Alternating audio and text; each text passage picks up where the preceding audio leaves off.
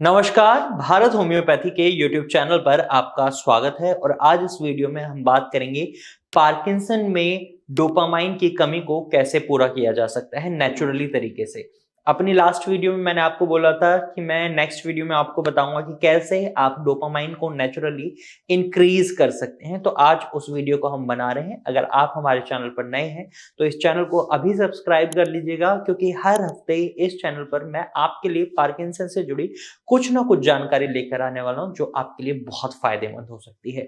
अब आप सभी को पता है पार्किंसन जो बीमारी है उसमें डोपामाइन की कमी को सीधे सीधे ठीक करना बहुत मुश्किल हो जाता है। तो आप सभी को पता है पार्किंसन एक न्यूरोलॉजिकल डिसऑर्डर है जहां पर हमारे न्यूरॉन्स को नुकसान पहुंचने लग जाता है और जो ब्रेन सेल्स और टिश्यूज होते हैं जो डोपामाइन को रिलीज करते हैं वो डेड होने लग जाते हैं, जिसकी वजह से डोपामाइन काफी कम मात्रा में शरीर में बनता है। और जब डोपामाइन की मात्रा कम हो जाती है क्योंकि ब्रेन सेल्स उसे रिलीज ही नहीं कर पा रहे, वो खराब हो चुके हैं, तो रिजल्ट क्या होता है, जो नॉर्मल हमारे फंक्शंस होते हैं बॉडी के वो प्ले नहीं हो पाते, क्योंकि ये डोपामाइन ही हमारे ब्रेन के ऑर्डर्स को एक्शन में कन्वर्ट करता है। और जब डोपामाइन की कमी हो जाती है तो पेशेंट को कई लक्षण दिखाई देते हैं, जैसे उनका बैलेंस नहीं बना पाते, वो जब चलते हैं आगे को झुककर चलते हैं, बहुत धीरे चलते हैं, इस तरीके की समस्याएं उनमें देखने को मिलती हैं। तो आपको ये समझ आ गया होगा कि पार्किंसन में जब दिक्कत बढ़ती है तो डोपामाइन की वजह से बढ़ती है। अब डोपामाइन को नेचुरली बढ़ाने के लिए अगर कहा जाए तो बहुत मुश्किल है, क्योंकि ब्रेन सेल्स को दोबारा जिंदा करना तो बहुत मुश्किल हो सकता है, लेकिन आप उनकी एफिशिएंसी को, उनके फंक्शंस को इंप्रूव कर सकते हैं। किस तरीके से? उसके लिए आपको कुछ बातों को फॉलो करना है। सबसे पहले आपको अपनी डाइट का खास ख्याल रखना है।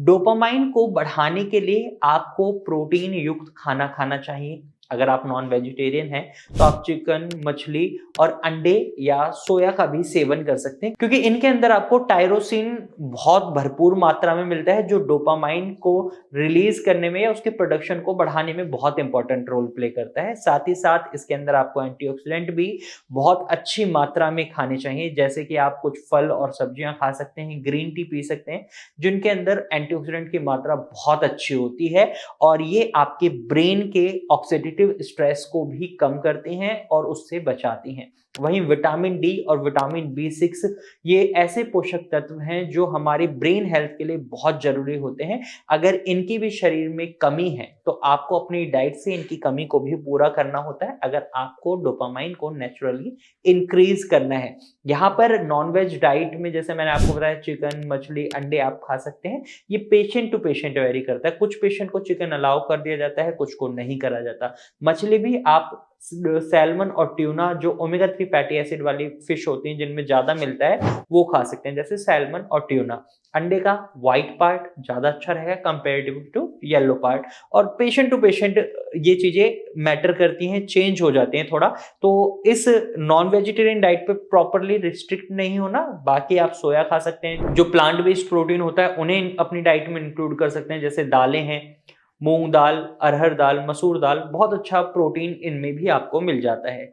इसके बाद आपको अपनी जो डेली एक्टिविटीज होती हैं उनमें भी बदलाव करना बहुत जरूरी होता है। जैसे आपको व्यायाम को अपने लाइफ शेड्यूल में इंक्लूड करना बहुत जरूरी होता है। आप नियमित व्यायाम करें, जैसे आप योगा कर सकते हैं, साइकिलिंग कर सकते हैं, पैदल चल सकते हैं। तो जब आप ऐसी चीजें करते हैं, वॉकिंग करते हैं और साइकिलिंग करते हैं या फिर नॉर्मल योगा करते हैं, तो इससे डोपामाइन रिलीज थोड़ा ज्यादा होता है। आपका ब्रेन को कुछ ऐसे एक्शंस मिलते हैं जिससे वो डोपामाइन को और अच्छे से रिलीज कर पाता है। वहीं आपके शरीर में दो तरीके की एक्टिविटीज चल रही होती हैं, उन पर भी आपको ध्यान रखना होता है। एक होती है कैटाबॉलिक एक्टिविटीज, एक होती है एनाबॉलिक एक्टिविटीज। कैटाबॉलिक एक्टिविटीज में आपके शरीर में जो टिश्यूज होते हैं वो टूट कर बिखर जाते हैं, नुकसान पहुंच रहा होता है शरीर को, और वहीं एनाबॉलिक एक्टिविटीज इन्हें रिपेयर कर रही होती हैं। अब कैटाबॉलिक एक्टिविटीज को एक्साइट कौन करता है, बढ़ाता कौन है? वो बढ़ाता है आपका स्ट्रेस, नींद ना पूरा होना। तो आपको कैटाबॉलिक एक्टिविटीज को कम करना है तो आपको अपनी नींद पूरी करनी है और जो स्ट्रेस आप लेते हैं उसको कम करना है। और एनाबॉलिक एक्टिविटीज बढ़ती हैं आपके खुश रहने से, जब आप खुश रहते हैं तो डोपामाइन बहुत ज्यादा रिलीज होता है, या डोपामाइन अच्छे से रिलीज हो रहा है तो आप खुश रह पाते हैं। तो इसलिए आपको खुश रहना पड़ेगा जिससे डोपामाइन ज्यादा रिलीज हो और साथ के साथ एनाबॉलिक एक्टिविटीज बढ़े। अब स्ट्रेस को मेंटेन करने के लिए आप या तो म्यूजिक सुन सकते हैं, अगर आपको डांस पसंद है तो आप डांस कर सकते हैं, इससे डोपामाइन रिलीज करने में मदद मिलती है। वहीं आप स्ट्रेस से बचना चाहते हैं तो आप मेडिटेशन का भी सहारा ले सकते हैं, ये भी आपके तनाव को कम करने में मदद करता है और डोपामाइन के प्रोडक्शन को बढ़ाता है। तो ये जो चीजें मैंने आपको बताई हैं, अगर आप इन्हें फॉलो करते हैं तो डेफिनेटली आप अपने डोपामाइन को नेचुरली इंक्रीज कर सकते हैं, क्योंकि स्ट्रेस मैनेजमेंट हो गया, डाइट से रिलेटेड बातें होगी, एक्सरसाइज होगी, अगर आप इन्हें इंक्लूड कर लेते हैं अपने लाइफस्टाइल में, डेफिनेटली आपका डोपामाइन इंक्रीज हो सकता है। लेकिन एक प्रॉपर ट्रीटमेंट भी बहुत जरूरी है। अगर आप ट्रीटमेंट को स्किप करते हैं और इस बीमारी को इग्नोर करते हैं तो ये आगे चल के बहुत ज्यादा प्रॉब्लमेटिक हो सकता है आपके लिए, आपकी दिक्कतें और ज्यादा बढ़ सकती हैं। तो इसे इग्नोर नहीं करना है, डॉक्टर से जरूर कंसल्ट करना है। इवन आप भारत होम्योपैथी के डॉक्टर से भी कंसल्ट कर सकते हैं। आप स्क्रीन पर दिए गए नंबर पर कॉल कर सकते हैं और भारत होम्योपैथी की डॉक्टर की टीम से एडवाइस ले सकते हैं। और अगर आपका डोपामाइन स्तर इन चीजों को फॉलो करने से बढ़ता है, आपको रिलीफ महसूस होता है, तो कमेंट सेक्शन में हमें जरूर बताइएगा कि आपको वो आराम मिल रहा है। और अगर आपको ये जानकारी पसंद आई है तो वीडियो को लाइक कीजिएगा, और ऐसी ही जानकारी भरी वीडियोस देखने के लिए आप हमारे चैनल को सब्सक्राइब कर सकते हैं। और इस वीडियो को आप अपने दोस्त और अपने परिजनों के साथ जरूर शेयर करें जिन्हें पार्किंसन से जुड़ी शिकायत है। धन्यवाद।